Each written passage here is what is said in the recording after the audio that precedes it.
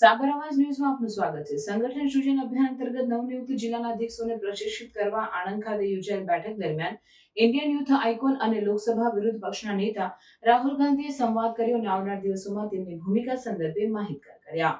કોઈપણ માધ્યમ વિના સીધું તેમનું જોડાણ વ્યક્તિગત રાહુલજી સાથે છે, જે અંગે ખાતરી આપી પડકારોનો નિડર બની સામનો કરવા હાકલ કરી। આ પ્રસંગે ગુજરાત કોંગ્રેસ પ્રમુખ અમિત ચાવડા, સાંસદ તુષાર ચૌધરી, પરેશ ધાનાણી, ચંદ્રિકાબેન ચુડાસમા સહિત અનેક મહાનુભાવો ઉપસ્થિત રહ્યા હતા। કોંગ્રેસના તમામ નેતાઓને રાહુલ ગાંધી ઉષ્માભેર મળ્યા હતા। કશ્યપભાઈ ભટ્ટ, રિપોર્ટર, અમદાવાદ।